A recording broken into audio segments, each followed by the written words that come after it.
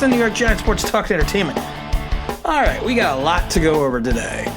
So we have the Gettleman situation, the Matt Peart situation, Jamal Sheard coming over, the whole Tate Crowder stuff, the Philadelphia Eagles.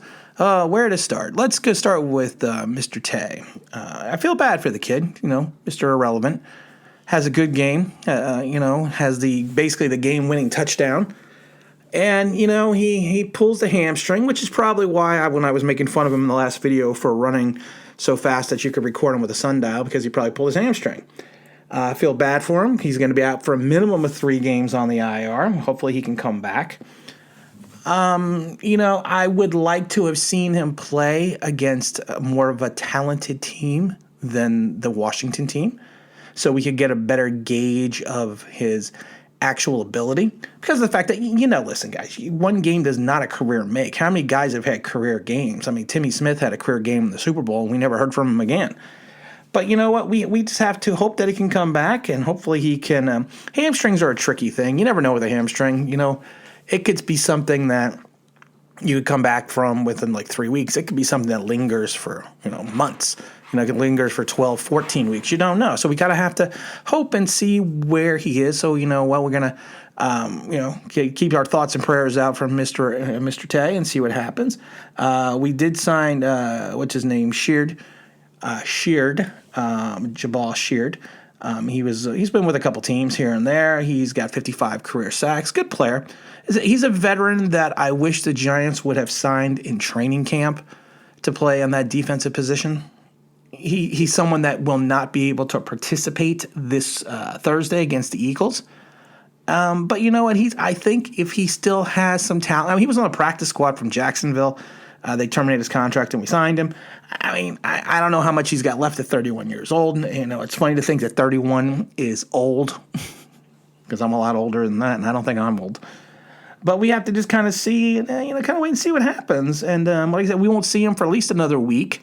But I think he should have been a veteran signing that the Giants went after during the offseason. And that kind of leaves it into Dave Gettleman.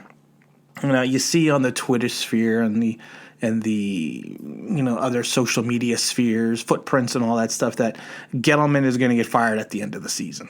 Well, is that really even news? His draft class haven't been panning out. Some of his talent evaluation has been suspect when it comes to the college draft. He has signed some good free agents this season, but his track record with signing free agents the last 3 years for the Giants has been suspect. The woes on the offensive line strictly fall on Gettleman. It's not something you could say it would be even a surprise if they fired him tomorrow. But my only problem is, if you fire Gettleman, you are going to have to find a general manager that is going to be willing to accept Joe Judge as your head coach. And let's just say Joe Judge goes 2-14. Do you think that a seasoned general manager, and that's what we need. I don't think we need a guy to come in here this is going to be his first time gig as a general manager. I think we need someone that has some experience. And we're the New York Giants. We should go out and find someone we should go out and find our George Young, find our Ernie Accorsi, get one of those old guys. Again, we're going back to age, because we need something to, we need a talent evaluator. And honestly, I thought Gettleman was going to be that when they first signed him, and I tried to stay on the Gettleman train for a while, but I've jumped off at the last station last year. But the end of the year is still a long ways away. Lord knows what could happen. This season is so wacky. Lord knows what could happen. Let's say by miracle of miracles, the Giants go 6-10, and that does win the division. At that point in time, do you really then turn around and fire Dave Gettleman? No, you probably keep him. Giants make the playoffs, you probably keep him. Giants go 7-9, have a good showing, you probably keep him. Because that means the talent that he picked was cultivated and growing, and that Joe Judge is the right guy. But like I said, my only concern about trying to get a real general manager in here is the fact that he's going to probably want to bring in his own head coach. So we're going to have to sell our new GM not only on the organization, not only on the talent we have on the roster, but also we're going to have to sell it on our coaching staff. And I know if I was an experienced general manager, I'm not going to sit there and have someone tell me who my head coach is going to be. So, but you know what? That's far down the road. Let's get into Matt Peart. Matt Peart. It's actually like the bird. I called the Giants office the other day and tried to get the proper pronunciation. And they actually sent me an email. And the lady was very nice. She said it's like parrot. So it's Matt Peart. Everyone's screaming to start Matt in Andrew Thomas's position. They're like, oh, Pro Football Focus has him as the highest rated. And Pro Football Focus, I'm going to have to do a video again why people just need to shut up about Pro Football Focus. Pro Football Focus does not take into account the game plan, does not take into account to missed assignments, does not take into account to shifts. It doesn't take into account of a lot of things because they can't. And Matt had some bad plays. He had some good plays and he had some bad plays. But you know what? I personally do think you should start him, but I think you should start him on the other side of the line. You can't dump Andrew Thomas 6 games in for a third round pick. You can't. Because if that's the case, then how can you not look at yourself in the mirror and go, well, then we should have benched Daniel Jones 4 weeks ago or 3 weeks ago? You can't look at that because one is going to be your franchise left tackle and the other one's your franchise quarterback. That's why you can't do it. But I think that Matt, in limited play, has shown that he has more of an ability to help move the pile during the run. I still think his pass protecting ability is suspect. But, you got to put him out there and see what he has. If you're going by the delusion, you're 1-5 and you have a chance for the division, that's fine. But you still need to cultivate your young talent. The same reason why we are not benching Daniel Jones as he progressively gets worse is the same reason why you cannot bench Andrew Thomas. But it's also the same reason that you need to start Matt because you know what? You have to see what his talent level is. And you might as well just throw him out there and see what you get. And the Philadelphia Eagles are so banged up, this would be the perfect team to throw him out against. I mean, their defense and offense is so banged up. So why not? Throw him out there. See what you get. Throw him on the other side of the line. See what we come up with. Speaking of the Philadelphia Eagles, I want to talk about the keys to the Giants winning against Philadelphia. And I think one of the keys is going to be the Giants just need to stay semi-healthy. I mean, of course, you have Board, who's going to be out with concussion. Adrian Colbert still nursing the shoulder. Porte is out with the hamstring. Darnay Holmes is limited with the neck. They did not practice. Darius Slayton's limited with the foot, but Deion Lewis, who has a hand issue, was a full participant. But then if you break it into the Eagles, what's his name? Driscoll, the tackle, has got an ankle. Ertz has got an ankle.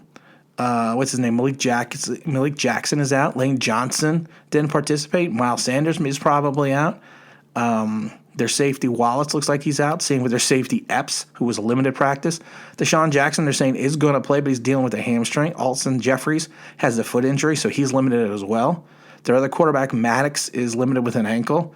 And the linebacker, Duke Riley, is limited with a rib. I mean, they are the epitome of a mass unit. They are the walking wounded right now. And it's a short week from both teams. And, this is right now, Carson Wentz is not having a good season. He's not. And I think in some ways we need to try to figure out a way to take advantage of this. I mean, they're 1-4-1. So it's not like, and I have no delusions that we're winning the division. And I think Jim Schwartz is a fantastic defense. I think Jim Schwartz is one of the best defensive coordinators in the league. So I'm not going to worry. I'm not going to sit there. I'm going to worry more about the Giants' defense because I think the Giants' defense needs to just bottle up Ertz. And, like I said, they're probably going to go Eagles with a running back by committee because they're going to have to, especially if Sanders can't play. So you're going to go with Scott and Corey Clement. So I'm not overly concerned about that. And like I said, there's potential that their 2 starting wide receivers and Jeffries and Jackson may not even play or play through the full game. So I think this is going to be another opportunity for the defense to showcase itself because I do think, and I've said this before and everyone makes fun of me, or some people did. I said we have a top 10 defense. We have anywhere between a top 10 to a top 15 defense. And again, this is Tim with Online Big Blue, bringing you the best in New York Giants sports talk and entertainment. I forgot to move the music on this one section, but we'll go back for a second. There we go. And like I said, we have a top 10, top 15 defense. It's the offense that we need to still be concerned about.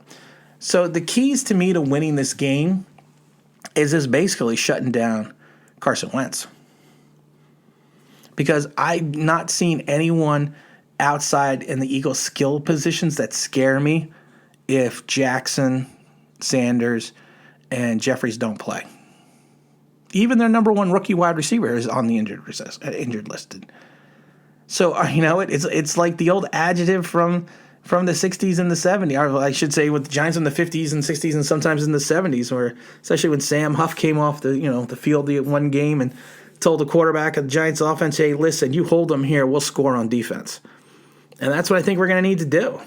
I think, we need to get the turnovers again. We need to play this game out right. We need to not worry so much about making some mental mistakes on the defense because we make them. We make them. And our biggest problem, like our offense, is we make mental mistakes still. And I don't know why, but we've been making these same mental mistakes for a year no matter who the coaches are. So we need to limit our mental mistakes, play strong defense, keep the score low, and win it like 17-10. Now, are we going to win at 17-10? I got no idea. I'll do a show tomorrow to give our predictions, but that's what we need to do. Those are the keys that we need to achieve to beat the Philadelphia Eagles. And again, this is Tim with Online Big Blue, bringing you the best in New York Giants sports talk and entertainment. We're probably going to go out to the Eagles game. Thinking about it, they are allowing fans in the stands, and I also want to go down to Gino's and get a cheesesteak. But we're going to see what we can do, and like I said, we can only hope for the best and see what happens. And again, this is Tim with Online Big Blue, bringing you the best in New York Giants sports talk and entertainment. And as always, if you could subscribe, if you ring that bell, I think the means that'd be awesome.